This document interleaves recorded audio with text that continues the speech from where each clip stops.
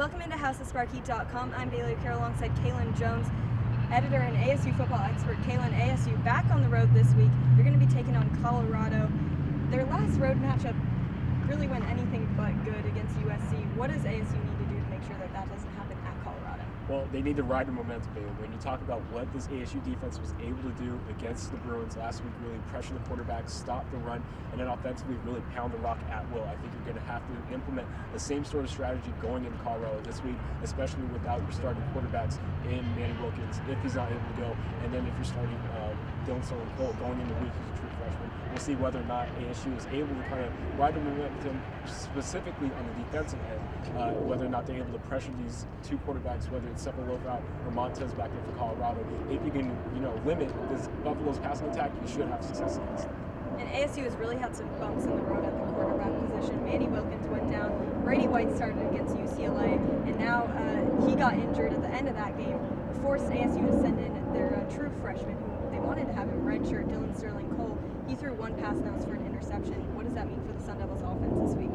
It's going to take a more conservative approach, maybe. When you talk about what they want to stick to do, Todd Graham brought offensive coordinator Chamberlain into Arizona State because they share the same principles, which is run the football and really pound the rock. You're going to see that a lot this week. Expect over 30 to 40 carries for this team as a whole.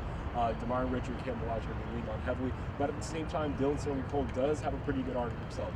He hasn't looked the sharpest in practice, but I'd say that's because the intention wasn't to have him start so soon. Like you said, he was supposed to be a redshirt going into next year.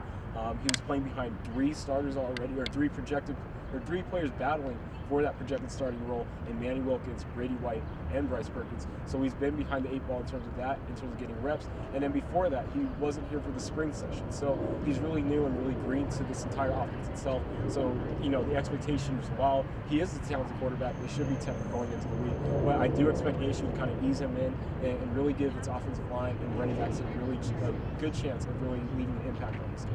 And if we look further into that depth chart at the quarterback position, we see that the next quarterback in line, if something were to happen to Dylan Cole, is a fifth string. Jack Smith, he's listed as a receiver. What does that mean for the quarterback position for ASU the rest of the season? Well, you definitely got to be careful. The expectation this week, or at least according to Todd Graham, was that they'd have not Brady White, unfortunately, but Manny Wilkins, he's expected to be back in practice by tomorrow, which is Thursday. Unfortunately, that session is closed to the media, so we won't know whether or not he played until Todd Graham says whether or not he's going to be ready to go.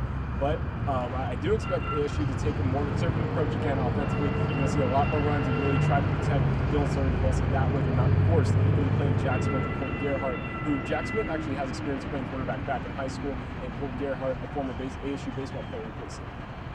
All right, and Kaelen, who do you think is going to come away with this one? I think it's Colorado. When you look at what they're able to do this year, they've really turned things around, and you just look at the situation of what ASU is. I don't know whether or not they'll be able to overcome having a new quarterback under center, but I wouldn't be surprised at all if ASU somehow finds a way to pull it out like they've done so many times this season.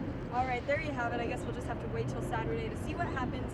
Be sure to tune back into HouseOfSparky.com for all of your game day coverage. For Kaelen Jones, I'm Bailey O'Carroll. Thanks so much.